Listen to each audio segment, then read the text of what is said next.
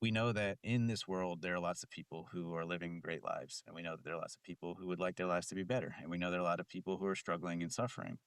Um, when we have these questions and when we think about this in that realm, it's important to be as broad as possible to understand how many ingredients you have, what ingredients are important to you, and how you can work your ingredients in the environment you live in.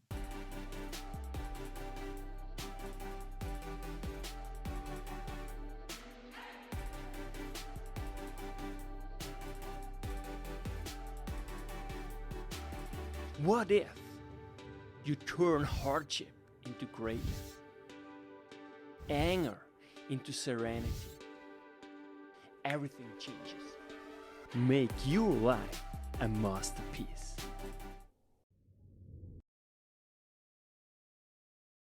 Welcome, I'm Yanik, your host, and now joining me, Professor Dr.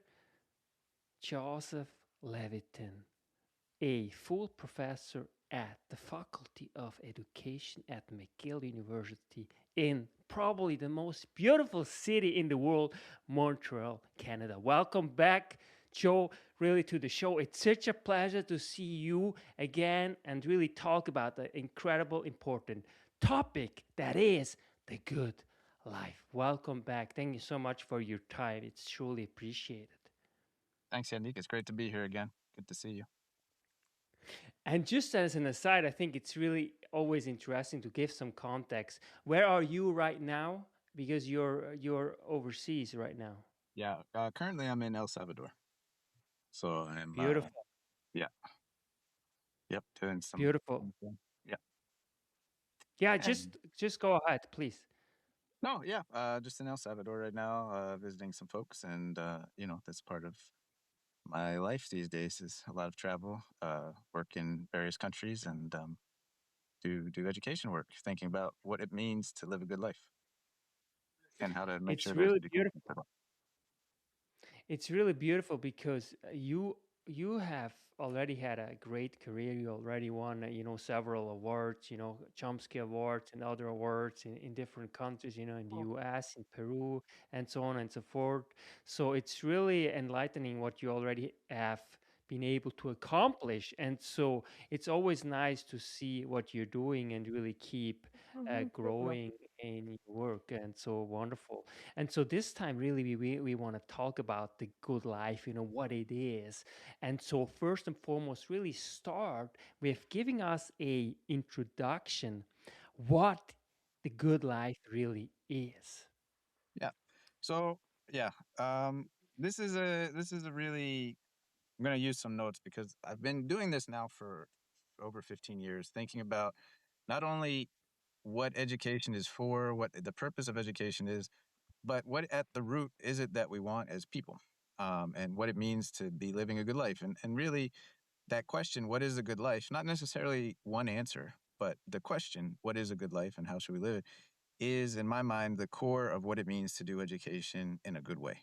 So when we talk about the ethics of education, when we talk about um, the morality and the purposes of education, doing education in a good way means asking the question, what is a good life?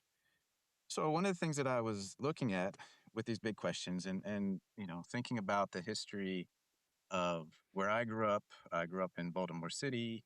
I've now worked in Canada. I've worked in Peru, worked in Panama, worked in India, Indonesia. All of these different countries have different cultural conceptions of what it means to live a good life. And yet, there's still some similarities amongst them in terms of what it means to live a good life. And thinking about what it means to live a good life to me is compared like thinking about it as cooking. So one of the things that I really like when I travel is to try different tasty foods. And when we talk about what is good food, there are similarities with good food, but the food will still taste very differently. And so what are the ingredients that it takes to live a good life? What are the ingredients it takes to have a delicious ceviche or a delicious chicken dish or a delicious anything, grilled octopus, I don't know, pollo a la plancha, whatever it is. Um, there are many different ingredients that we can pull from that make something delicious. And yet there's some underlying ingredients that need to be of quality that make the food tasty and make it worth eating. So when I think about creating or co-creating a good life, these are some of the questions that I ask myself. What are the ingredients that we need? And what are the different values and environments that we live in that give us these different ingredients? And so when we think about what makes a good life, how do we decide or who decides what is a good life? There have been a lot of people who've thought about this. So not only have I spoken with hundreds of people all over the world about what it means to live a good life or what they want out of their lives and what it means for them, but there are also philosophers, as far back as Aristotle. There's positive psychology, there's Plato, there's Tagore, there's Confucius, there's people all over the world who've thought about this. So when we talk about a good life, we need to think about all of these different ideas and conceptions. So instead of thinking about just one definition of a good life, I want to talk a little bit about the ingredients that can go into cooking the good life in the way that somebody has for their own palate. And that's the metaphor I'd like to use. So, one of the kind of fundamental compositions or components of thinking about good life that we often hear when we grow up is, oh, you want to have a good career, or you want to be successful, or you want to have a family. These are basic conceptions of a good life. And while they're not necessarily wrong, sometimes they can lead to problematic interpretations of what it means to live a good life. Because if somebody values success over having good relationships, that might be a problem. That's not the right mix of ingredients. If you need to make a cake, you don't want to have just flour. If you need a cake, you need some sugar, you need some milk, you need some water, you need some eggs. And all these different components are part of what makes a good life. So we can talk about some ideas of a good life, but then there's other things that people talk about. So Aristotle, for example, talked about the idea of a good in and of itself or a final good. So what is a final good for a good life? Is it happiness? Is it meaningfulness? Is it virtue? He thought it was virtue. So when we think about a good life, there are components of what it means to live a good life that we need to think about. Health, prosperity, friendship, respect, luck, and engagement. So when we talk about concepts of a good life, these kind of boil down into having a meaningful occupation, having relationships that are meaningful and filled with respect, having a ability to be with people in a way that allows you to feel safe and comfortable in your community, having moments of joy, having moments of beauty. These are all the ingredients that go into a good life. Having health, having a little bit of luck. I mean, we can all have a little bit of luck, and it's nice to have luck. That is part of it. Um, so when we talk about the good life, in my mind, we need to talk about these, some kind of meaning, a little bit of beauty or joy or fun, um, strong relationships, um, good standing, a good relationship with the environment. I don't want to forget about the environment. And, meaning and activity. So physical activity, work, productive, ways to contribute, ways to receive help from others. All of these different dynamics make up a good life, but they do so in very different ways in very different places. So with that very broad definition, and I'm pulling from people like Jung, I'm pulling from people like Plato, but I'm also pulling from people um, like I said, Rabindranath Tagore, um, and other folks. Even folks like Bell Hooks who've talked about love and who've talked about the role of meaning and love within the space of environments and social systems that are oppressive and traumatic. So thinking about these components, the emotional, the physical, the intellectual, the spiritual, these all what make up a good life. And when we mix the different ingredients, and we all can have different ingredients in our own space, we want to make those ingredients work for us. And we also want to make those ingredients work for somebody else. So one of the things that we often have a problem with in the West is that our conceptualization of a good life is usually individualistic. In the East, traditionally, this is not the case anymore. And in the West, that's a stereotype as well, because it's not always the true. It's not always true in the West that it's individualistic. But there are individualistic assumptions of the good life, and there are collectivist assumptions of the good life. Individualistic assumptions usually mean individual talents, individual success in competition with others, coming out on top, things like that. collectivist visions of a good life mean contributing to the well-being of others, living in harmony with others, and things like that. Both have their pros and cons. An individualistic way of thinking about it can allow you to have independence and freedom, and a collectivistic can allow you to have harmony and peace in a way that may not happen with the constant striving that would be individualistic. So, the definition, all of that to be said, I know there's a long, rambling conceptualization of a good life, but at the bottom, we need to think about the ingredients that matter to us, our values. We need to reflect upon our own space in the world, our own relationships, our own environments, the things that give meaning to our life, and the things that bring us joy, as well as the things that hurt us, the things that make us stronger, the things that challenge us, the things that are excite us, and our desire to learn. These are the components that we need to mix together to make a good life. Some people like stability and regular small joys. Some people like to go off and explore very dangerous places, and that gives them a good life. All of these examples can work for a good life as long as these components are met, which is good relationships, meaning, um, learning, care, and the intellectual, emotional, and physical components of our lives. So when we think about that, that sounds a very, very far from what our education system does.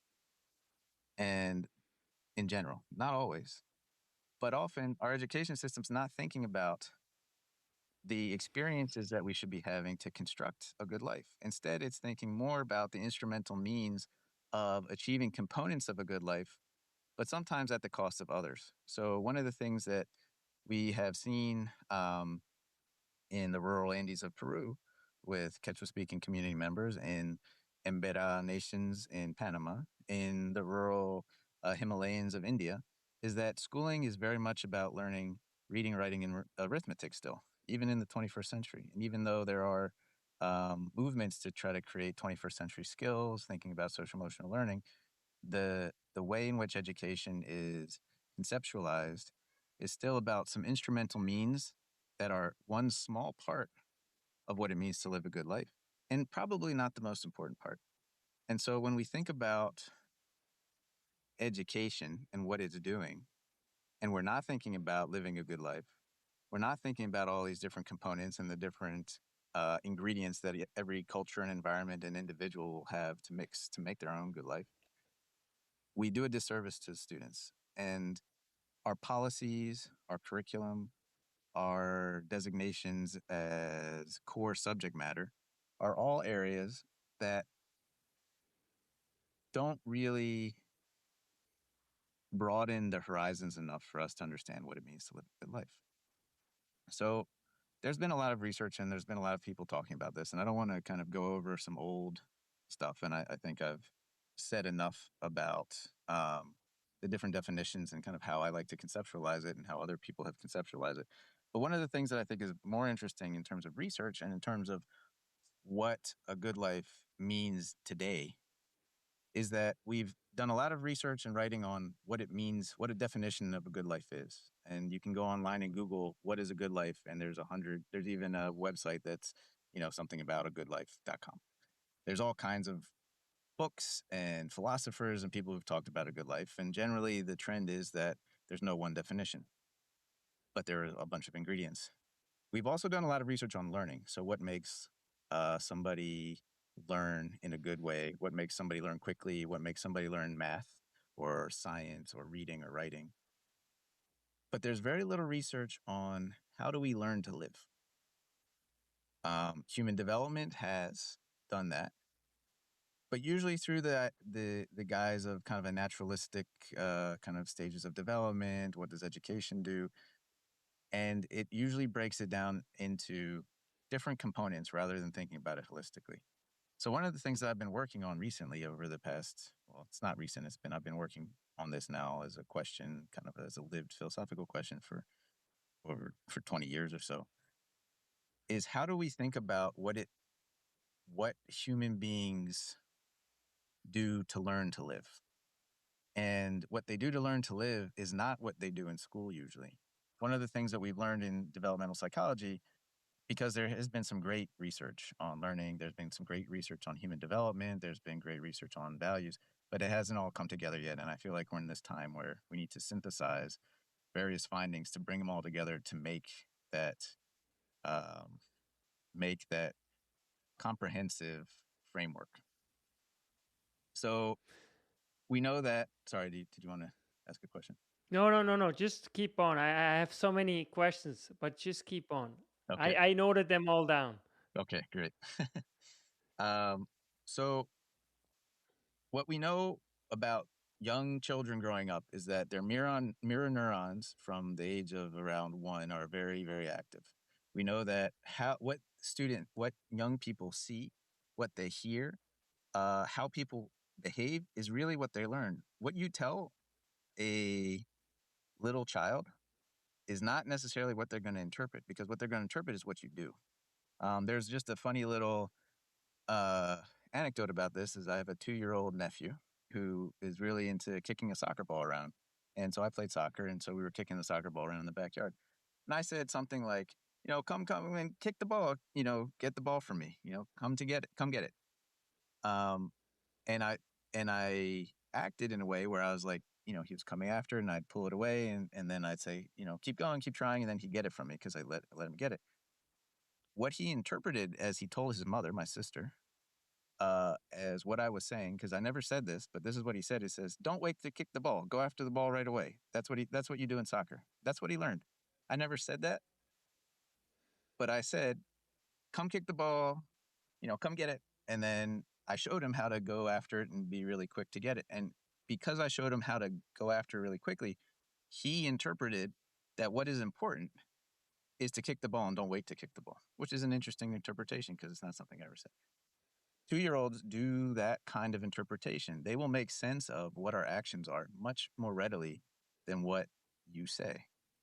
Um, I actually told him that he should be kind of patient and wait to kick the ball. And these things he completely ignored in terms of what I told him. But because of what I showed him, this is how he understood. And we know that mirror neurons are a really strong foundation for what it means to do learning for young people. And it also works up until our 30s, 40s, and 50s. I mean, we still have mirror neurons firing. And lifelong, we're still interpreting the world in a deep way through mirror neurons. We also know that association, so if I do this, then this happens, the associative thinking is really foundational. Classical conditioning, things like that, those are foundational to what our learning is. So at an emotional level, our deepest learning, the core of our learning is uh, kind of intellectual biological. So we put together the sensations that we get in our experiences. And through this associative thinking, we see, oh, this stove is hot. I don't want to touch that. This knife is sharp. I don't want to poke that. This water tastes good. This orange juice is nice. I want to drink more of it. These associations are, through this kind of experience, are really where we're learning how to live, how we're learning how to make sense and survive in the world. And there's different levels of these kinds of associations. So as a basic one, which is something's hot, I don't want to touch it. Then it can go, something's hot, I don't want to touch it. Something's hot, and it can heat up something else, and I like hot food. And so a lot of our reasoning actually comes from very basic formulations of core biological, psychobiological processes that we have as little children and that we don't really teach to in our education system.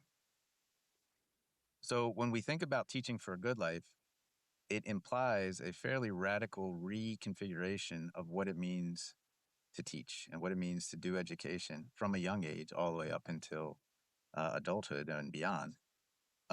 Because we need to conceptualize not only what it is that we're saying or what the content is in the curriculum, but how we're acting, how we're relating. One of the other things we know about memory is that emotions and physical sensations are more tied to, as well as smell, just as a funny component, are more tied to memory than if you're not paying attention. If you're bored, then you're distracted. I mean, it's pretty obvious when you think about it, but we don't often build our education system to have that consideration in what it means to do pedagogy. Teachers do, really great teachers do, and there's so many great teachers out there that I know already do this, who already do this as second nature. But policy-wise, curriculum-wise, in the discourse and narrative of what it means to do education, we don't do enough of this. We don't think about this enough because we're still focused on certain things that are one small component of the good life. But if they're too narrow in a focus, they can actually harm other components of the good life. If you can read really well, but you can't make sense of your reading, that's not a great thing. If you can make sense of your reading, but you have a very limited vocabulary, that's also a problem. There's a lot of things that you need to be able to put together that we don't, that we do. Obviously, this is a simplistic example, but that we need to do better. And we need to think more about the core components of what it means to be a human being engaging in the world and learning um, through components like visual mirror neurons, experience, reflecting on experience, the emotional impact of learning and what that means, and our ties to self and identity, um, which all have to do with living a good life. And this reminds me really of the whole health crisis we are facing, right? Because mental health equals really physical health, right? They're Mhm. completely interrelated. So therefore, I would even make the argument, and I think that you can actually demonstrate that if someone has mental challenges, by and large, 95%, I would say, could actually be eradicated by simply putting more emphasis, for example, on physical health, just the emphasis on, for example, gym. And what do you think today? Do you think today living the good life and really what you are really proposing, learning to live, which I think is so essential and so interesting, do you think that it's even more important today than it was 20, 50 years ago? And if Mhm. so, why do you think so? Yeah, that's a great question. Um, so one of the things that I found really fascinating in thinking about the history of education, thinking about the history of society, of human societies and how they've grown up, is that intuitively our societies often had core learning to live structures embedded in everyday living. So if you had to help your parents do things around the house, you were living from a physical standpoint, from an emotional standpoint, from a well-being standpoint. Are you still there? I think I got cut off for a second. Um, and you had a lot of interactions with people. You were learning from people in various different ways, and you were physically active. And I don't want to romanticize the past, but the way that the past was designed, the way that past societies had often worked, and I've seen this now in working with folks in rural communities, is that there's a lot more activity, there's a lot more social interaction, there's a lot more emotional engagement. In all of these things, whether it's challenging, whether it's positive or negative, one of the things that we forget is that negative experiences are really great learning experiences and can be positive if there's a strong enough foundation that there's a safe place to go back to. And a lot of times, the experiences of young people would be to go out beyond the confines of the safe space of the home, work in that space, live in that space, explore, learn in that space, and then come home. Sometimes home is not as safe a space as they would like, but there's often spaces that people would be able to have that were safe, and there's a place to be called home.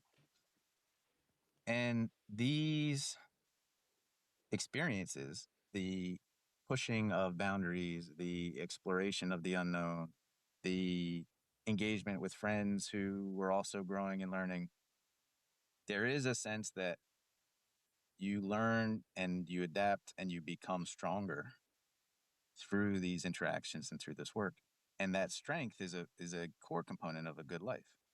And the resilience that people have. I mean, people talk about resilience as if it's, kind of a concept that, you know, it needs to be developed. But back, even 30, 40 years ago, resilience was just part and parcel of what it meant to be growing up. And it could be traumatic, it could be problematic, but it was there. And now when you try to make it conscious or make it beyond being implicit, it doesn't seem to work as well because it's too controlled. I mean, one of the things that we find is um, a over control is as damaging as a complete lack of control. Um, so I think that our societies historically, because there was no other option, people needed to learn how to become responsible adults.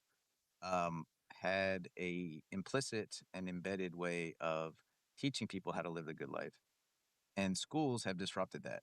And so now they're returning to it from a different angle, trying to support this well-being, physical health, mental health, because the basic components, those basic ingredients for physical health and mental health, which are activity, social interaction, caring people around you, um, you don't get as much, you don't get as many experiences as that in school as you used to, because you're working at a desk by yourself, or you're in a competitive dynamic, or you're not moving as much as you would like. And so all of the things, or that as much as you need, especially as a young person, and all of these components are going to be, um, if you have, if we're going to go back to the metaphor of baking, if you don't have the right kind of milk for your cake, it's not going to taste good. And so we soured the milk by disrupting some of these implicit and embedded learning to live experiences that were in prior societies. And this is so important what you're actually saying, because that's what Boris Cyrulnik also says when it comes to resilience. They are basically factors of resilience, right? And it's precisely what you're saying. That was always security, right? You have support systems, but you also have ultimately a framework in which you can operate as a child. And if you do something, you also get, of course, also the shit, but you also get the good in buying having the support to really rebound back after you face some hardship, right? And I think you make a very important point that precisely now it became, to some extent, because we don't have these factors anymore, we kind of try to make up of them, right? And sometimes it can actually have very problematic effects in schools, for in many reasons. On one hand, of course, you want to have like a safe a space in the sense of providing the environment so that the person feels safe and to really dare making mistakes, right? Yeah. Yeah, exactly. Yeah. The idea of daring to make mistakes, to learn from those mistakes, to fall down, to fail, to get back up. These are the core components of when we talk about association and associative learning. Those and experiential learning and reflecting on experience, those are the core experiences. If you've never failed, then you don't really know what your limits are. And if you don't know what your limits are, then you don't really know how to have a framework to function. Um, so I think you make a great point there, which is the frameworks that we have, and pushing those frameworks and learning from those frameworks and having both the security and the challenge, and failing and making mistakes and getting scratched and getting better. These are all components that if we don't have that in our education system implicitly, and there's a point that I think is really important, and you brought it up as well. These are things that are not said. They're not explicit. These are things that people do and that you learn through doing, that you need to create environments for. You need to create spaces for. You cannot make it happen. You can facilitate it. And that's really important, because if just as a kind of an absurd example, and if an adult hurts a kid and says, "Hey, look, you're going to get better," that's not okay. That doesn't bring the agency of the child to say, "Hey, I'm going to try out this limit, and I'm going to see if I can do it, and if I can't, what my limits are, or now I need to know what I need to learn to be able to reach what it is I want to do." If they need to try to climb up to get a pickle from the pickle jar and they fall over with the two boxes, then they realize, oh, maybe I shouldn't use a box. I should use a chair. Now they use the chair, they get the pickle. That kind of learning from their own internal impulse to have a pickle, and that being facilitated by an adult who's there to make sure nothing terrible happens, but allows them to get hurt a little bit. Those are the kinds of examples of learning that allow students, one, to have a sense of self efficacy, physical engagement, emotional engagement, agency, and a sense of accomplishment, where they can put together a schema to see how the physical world works. So I think there's a lot of and I hesitate to say this, but I think it's important. A lot of what we do today is overly explicit because of the writing, because of social media, because of the lack of engagement in the world that we live in. Um, we have moved a lot of what has been implicit learning into the explicit realm. So we've made things that were nonverbal into verbal. So resilience, for example, is a concept of a phenomena that is very complex, but it's a phenomena that's carried inside. And it's a phenomena that is developed and learned through interactions that are nonverbal. And so our nonverbal intelligence, I think, in our current mode of schooling is one of the challenges that we are facing. Because when you put a word to something that is a complex series of um, experiences and internal shifts and internal transformations, it doesn't capture that nonverbal experience or that pre-verbal experience that people need to have on their own. And so that component of schooling, the nonverbal component of schooling, is key, I think, to making an education for a good life. And I think this is such a wonderful point that you're making, because to some extent, uh, resilience then almost got like it became almost like perverse, that we have to somehow, make it, intentionally or artificially hard somehow, make students suffer or whatever in order for them to develop resilience, right? So you make a very good point. So that really makes me think. But I just want to quickly come back to what you just said, because I think it really ties nicely into what you are trying to explore, really, to learn, to really live, right? And I think you touched on something which is very important, because it shifts somehow the focus. To some extent, when you start learn to live, you start putting, especially as a teacher, really the emphasis on the student's effort, not so Mhm. much on the outcome. Right. Yeah. So, and I think that um, as teachers, and as when we have excellent teachers out there, and there's so many of them, excellent teachers see effort and they count it as much as whatever right or wrong question a student has. They see the struggle, they see the emotion, they see the nonverbal components of what is going on in the classroom, and they know how to work with that with their own ways of uh, managing the energy, using their words, but also using their physical presence in terms of if there's a student who's being a little disruptive, you move slightly closer to that student, they realize that you're paying attention to them, so they stop being disruptive. You don't have to say anything. And the best teachers are often the ones who use their physical presence to just maneuver around the room without having to do anything overt or major to control the energy of the students so that they're engaged in whatever activity it is that they're doing. Now, if the activity is inherently engaging and if it is something that's facilitated, so if it's not this explicit, overt, verbal activity, oftentimes that brings implicit and inherent motivation. And so when we talk about the effort of a child, if that effort is to learn about their environment or to learn about some internal curiosity that they have, that breeds agency, independence, and um, self efficacy. If they're learning or they're putting in a lot of effort to please the teacher or their parents, that breeds a different kind of engagement. Sometimes it's not a bad thing because sometimes you want to have kids who are sensitive to others and who want to work with others to achieve things.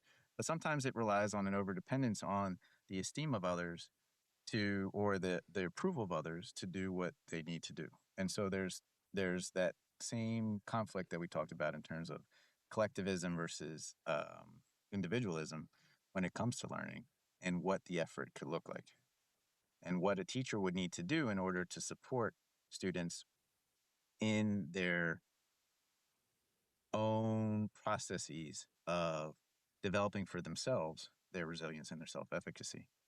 Um, so we have this careful awareness, and I've I have colleagues who I taught with who were very aware that one of the things that they wanted to do with students who were really great students who wanted to please the teacher was that they would give them independent work tasks, that the teacher wouldn't grade it, that the student would have to figure out how to be successful on their own, and they'd have to learn about something they wanted to learn about, and then they had to figure that out.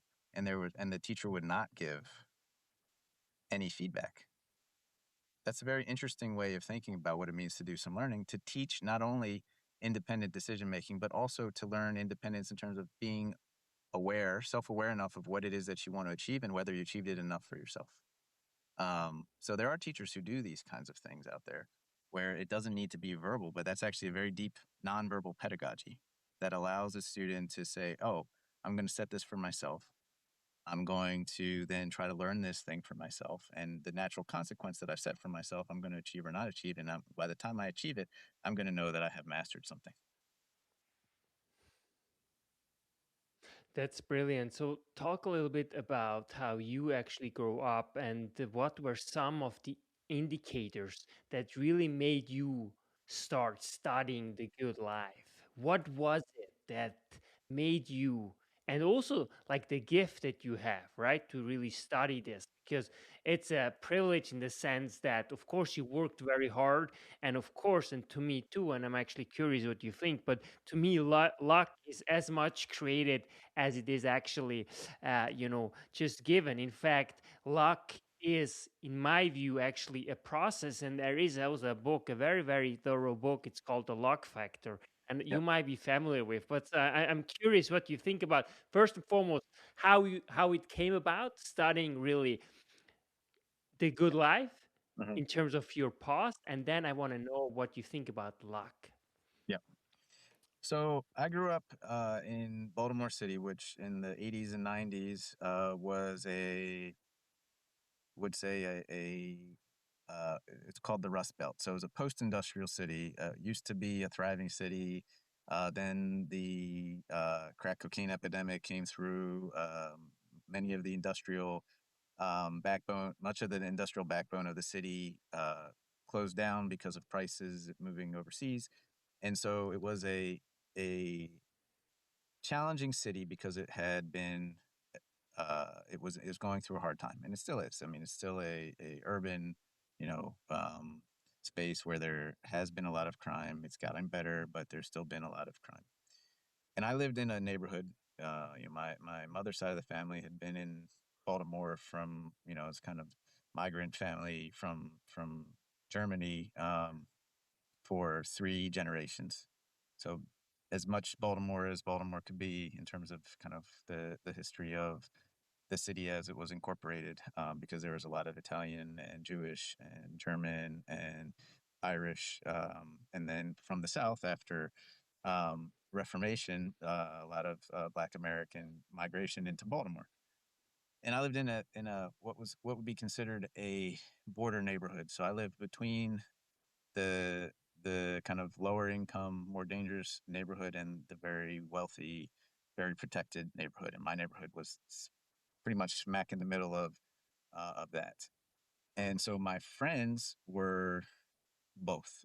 I had friends from various different parts of the neighborhoods that were around, because of where I grew up, but also because my dad was a teacher, and he taught at a private school. I was able to go to a private school that had a very progressive education for free. So I was, in other words, the quote unquote poor kid, even though we were not poor. We were fine, being teachers. My parents were fine. Um, but uh, but I had this dual vision, this in-betweener vision of not really fitting in, but also fitting into both spaces. So I'd play with my friends in the neighborhood, and they had their own struggles, and there was issues there. And then I go to this very wealthy school, and those kids also had their struggles.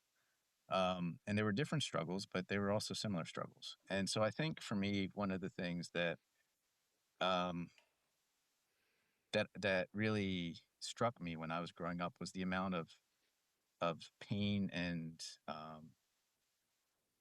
lack of well-being that was going on in the communities that I was living in. Fortunately, because I had two educator parents, we had a very warm household that felt safe in the house. And then when I go outside, it was a little bit more rough and tumble. And I learned that resilience that I was talking about. But I also had friends who struggled with addiction, and I had friends who struggled with depression. I had friends who struggled with self harm and violence, but not only in not in either neighborhood. What was interesting was that, or not in the very wealthy school, and not only in the neighborhood. Um, and that was what clued me into this study of, okay, what does it mean to live a good life? Because stereotypically, the wealthy people should have been living as happy and everything, and being great and having all the best opportunities for everything. And yet they were some of the most miserable people, and had some of the strongest issues with well-being. And my friends, and some of the friends I had in the low income neighborhood, um, some of them really struggled with there's a lot of anger and violence, but then some of them really thrived and really had a great sense of self and well-being, and were really doing well. And so, um, you know, when I look at kind of the experiences I had amongst what it means to live in a healthy environment versus a toxic environment, the stereotypes did not work for me. When we talk about education, the kids who had access to this very high level education, this progressive education, if something was going on with their parents at home, if a parent was struggling with an addiction, if there was trauma, if there was something else that was happening, the well being of those kids was really profoundly damaged, and it the income was less important than the experiences and the relationships that the student had, as well as their own ability to develop that self-efficacy, that resilience. Um, and so I found that there's a loose, there's all this idea of like correlation, like what's going on between, income and well-being, or a correlation between, family life and well-being. And I found that um, the experiences of the friends who had a diverse group of caretakers, not caretakers in an official sense, but let's say aunts and uncles or neighbors, and who had a group of friends who may, you know, may be a little rough around the edges, but was there for them, really improved a lot of the well-being. But so did a sense of independence and a sense of community as well as independence. And so thinking about that and thinking about this deep problem of well-being and how it's gotten worse since the 80s and 90s, I started to explore this, and I wanted to explore it from other perspectives. And so, like you said, it's a privilege to be between different worlds, because when you're between different worlds, you can compare and you can see different perspectives. And I took this learning of different worlds and the kind of implicit cultural nuance that I developed in it, because my friends in the neighborhood were, there were Black American friends, there were Latino friends, there were friends who were recent migrants or immigrants or refugees, and then there were friends who were white, friends who were Jewish, and then in the wealthy school there were other friends who had similar identities, but they had very different experiences. So the school is primarily white. So there's also a racial component to this, and learning about the different cultures and what cultural identity meant, and cultural pride and self, and a sense of self and identity was really important to that. And we've talked about that in the past. Um, so thinking through all of these different components, and what was it about the friends who were doing well, who overcame challenges, who may have, had hard things happen to them, but were able to do well, was really interesting to me. And so I started to think about that.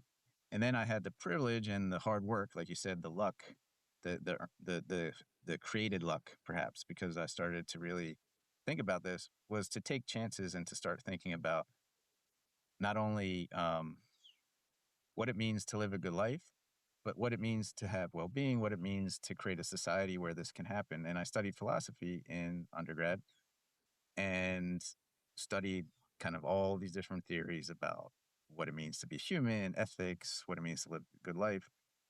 But I also decided to take chances. So I decided to go and figure out how to learn about this through working construction.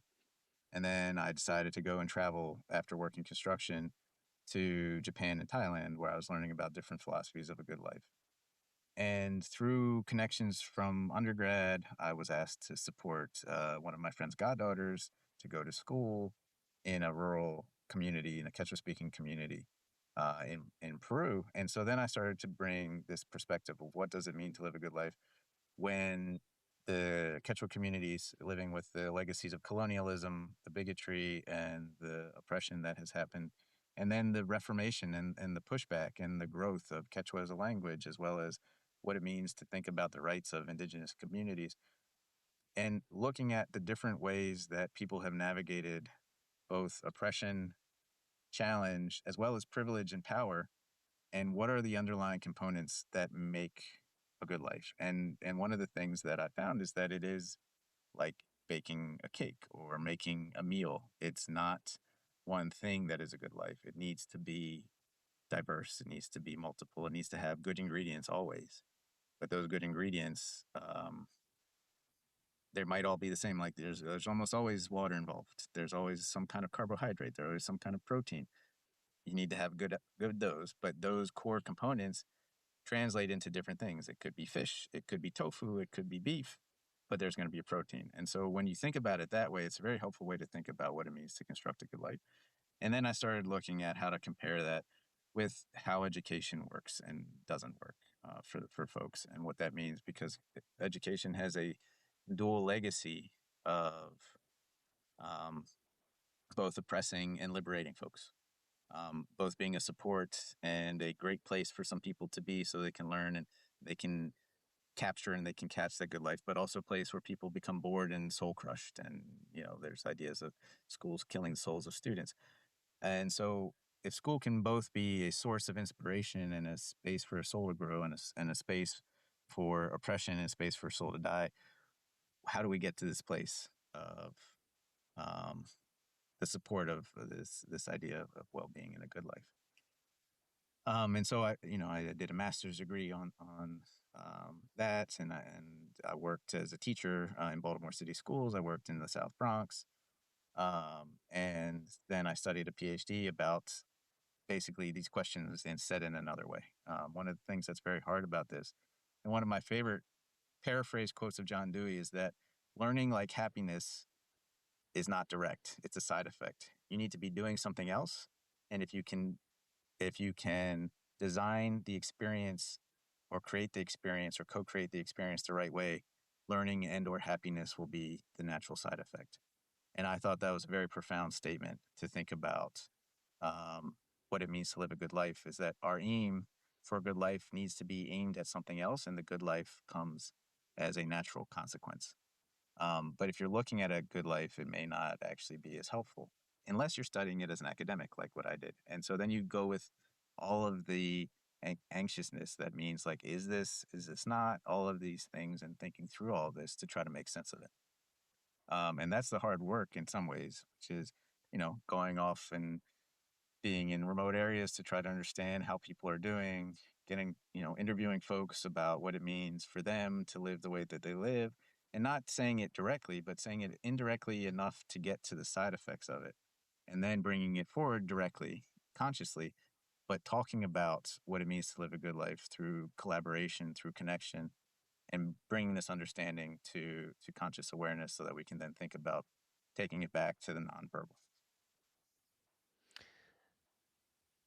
What is it that makes it so hard today to actually find also the right ingredients for the person? Because someone has actually asked has to ask him or herself these questions, right? And to actually then unpack it and then figure out, okay, well, this might be a good ingredient that I need in order to bake my cake. Yeah. So to use another metaphor, I think contamination has really hurt us. Contamination in terms of social media contamination, environmental contamination, the contamination of um, over verbalization. This idea of nonverbal intelligence is I think something that's really worth studying now. It's not something that I think had been an issue for most generations. It was just something that was kind of present. But now, because a lot of our experience is on the verbal plane, and the textual, reading text messages rather than talking to people, communicating emotions through emojis rather than actually seeing each other face to face. The social graces of just seeing somebody who's upset and knowing kind of how to just kind of be there without even needing to do anything overt, just not even putting a hand on the shoulder, but just being there in silence with them. Those are things that don't happen as much as they used to. And so we need to return. It's, what's old is new again, and what's new is old again. And so there's a kind of a return that I think um, would be worthwhile to explore in research, even though the irony is, and perhaps the inevitable um, problem with this is that we need to communicate this via words. And so we're talking about something that is experiential and pre-verbal, or nonverbal, but we're doing it through speaking. Um, but that's one of the places where I see us having a hard time getting the good water or the good milk or the good flour, is there's contamination between these components of our lives. I think there's also contamination because of an overemphasis currently in our current society on individualism versus collectivism. But I think the issue with collectivism is that collectivism needs to be good. There needs to be care, and there needs to be good examples, and the adults need to be healthy in order to have a healthy collectivism. And so the natural response for individualism is, well, if there's not a healthy space for me, I need to do it on my own.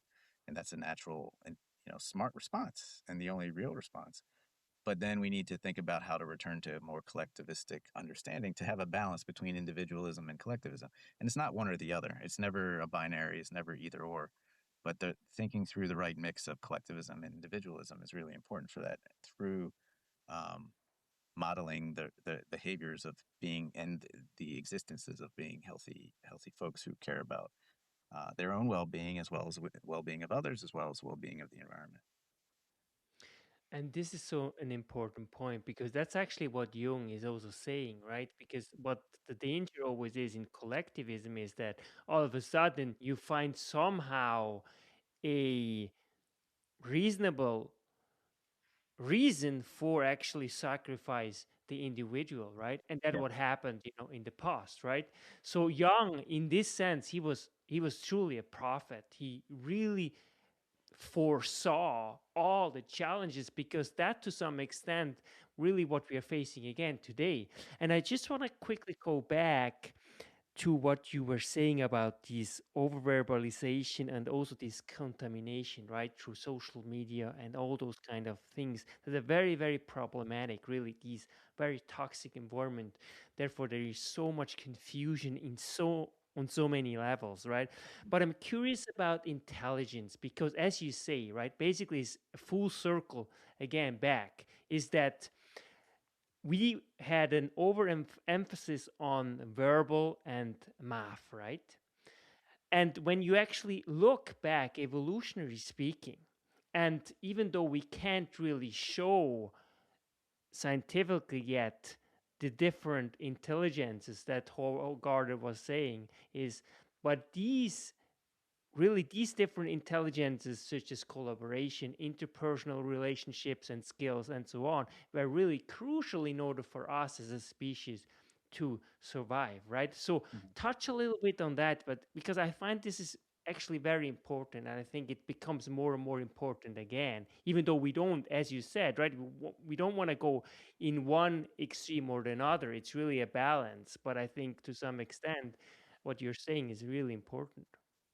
Yeah. So I think that's if maybe you could repeat your question just a little bit, because I was going to go in a couple different directions, but could you repeat your question? You were saying, right, this over verbalization in terms of math, in terms of languages, right? But if you look back, evolutionary speaking, is that what really helped us to survive as a species was really collaboration, right? We Mhm. had to go physical, kinetic, ability to really go as hunter and gatherers far in order to get food, right? And come back. And so we were, accordingly, we were physically, we were at least walking every single year for 3,700 kilometers or so by Right. average, right? Mhm. So how does this somehow tied in to what you just said, right? Is Yeah. that basically old things become new things and new things become really old things, which is really Mm. what what it is. Yeah. Yeah. So, and I think that that is, when what I've noticed, a pattern I've noticed with our social endeavors is that um, we focus really in, and this is a cultural thing that I think happens in specific cultures, but we focus really in on something, and then we get really good at that thing. But in that focusing, you get a lot of advantages, but you also get disadvantages. And so the disadvantage of being really focused on that thing is that it takes up your whole world. It takes up your whole mental space. It takes up your whole um, purview. And so if you see only a narrow portion of the world, that's what your world becomes. And when the role of this kind of um, exploration happens, we develop some really deep thinking and some really deep engagement. But we also lose sight of these other components with our work and our um, thinking through the ways in which our experiences get limited by this. And so we need to then refocus and we need to broaden our purview and now think about other things. And one of the things that has happened in our society is that we've specialized in a lot of different things and we have not made connections. And so, when you have, like, if you think about a field of vision and your focus, if you're focused on only one point, that's a problem. If you're focused on a lot of different points, but they're not connected, that's also a problem. So if you can build connections between all of these different points of vision, then all of a sudden you have a holistic view and you can get a three-dimensional picture rather than a two-dimensional picture, to mix metaphors. Or you can get a full view, a 360-degree view rather than a 20-degree view. And that's where I think we need to go um, in our ways of understanding education, what it means to live a good life, and going beyond this verbalization. So the verbalization is what we have focused on now for hundreds of years. We've gotten to the point of verbal and explicit instruction and verbal and explicit communication to a point where we now communicate more with verbal than we do with nonverbal. Even 20 or 30 years ago, most of the communication was done with a tone of voice, with a body attitude, and these were adapted and thought about. Now, because of text messaging, even with video calls, it's better in some regards, but it's also harder because you don't get to see everything else around the person in terms of their visual field. So we have a very focused, very advanced, very developed verbal capacity today compared to where it was before. But we have let these other points in our vision fade away. And now we need to refocus on them because those are the skills that we also need to have awareness of. And so that's the idea that I think is worth exploring more. And I think it's so important to mention actually, you wrote a paper a long time ago actually, and you really applied that, to look, for example, I think it was about the international development and really look through different lenses, different theories, right?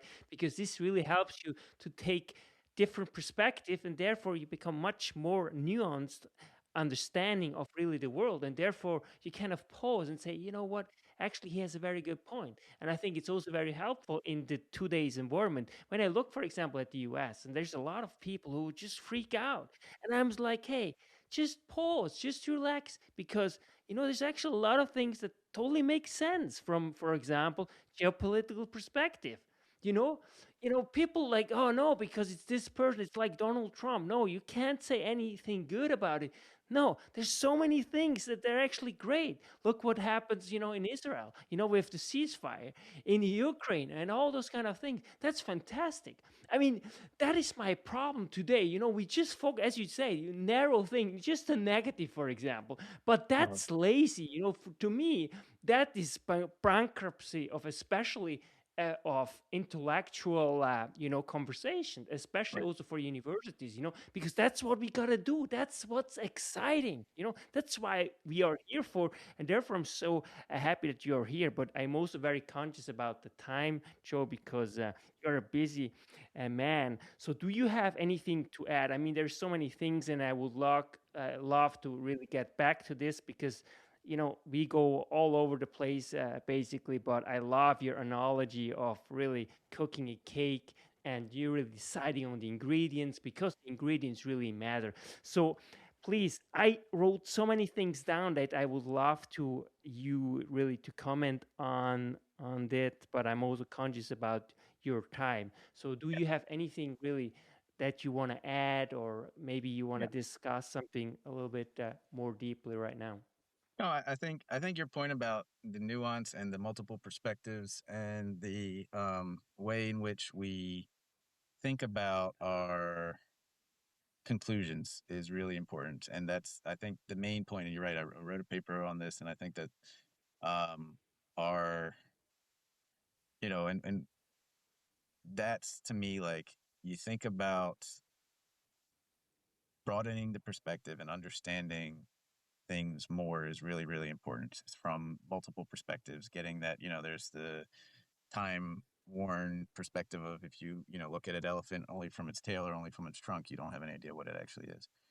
Um, and I think we've lost some of that deep knowledge of what that means. And so I think that's really important. And so that deep knowledge includes the kinesthetic, the emotional, the presential, the experiential, the nonverbal. And when we talk about living a good life, we know that in this world, there are lots of people who are living great lives. And we know that there are lots of people who would like their lives to be better. And we know there are a lot of people who are struggling and suffering. Um, when we have these questions and when we think about this in that realm, it's important to be as broad as possible to understand how many ingredients you have, what ingredients are important to you, and how you can work your ingredients in the environment you live in. We know that at altitude, baking a cake is actually quite different than at sea level. So your environment also will depend upon some of these ingredients and how you use them.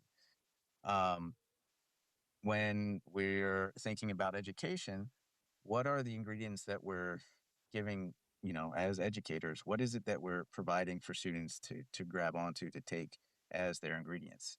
What are the environments we're creating or co-creating with the students, with the other teachers, with the society at large, that allow students to have high quality ingredients as they start to bake their own cakes? These are the kinds of questions that I think are really important to explore more, and that means broadening the perspective to think about physical well-being, emotional well-being, intellectual well-being, mental well-being, and what that means for a good life.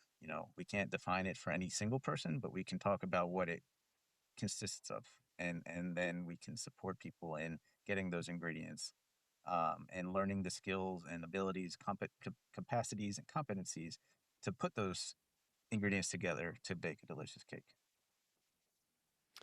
Beautiful. Joe Levitan, thank you so much. As always, you are truly a blessing to myself and really to the world. Thank you so much for being on the show. Yep. Thank you very much, Yanik. It's always a pleasure to speak with you, and I'm sure we'll have opportunities to talk more. I feel like we went all over the place, and maybe we can be a little bit more specific in the future. But thank you for directing that and providing some focus for my own discussion. Joseph Levitan. That's why knowledge matters.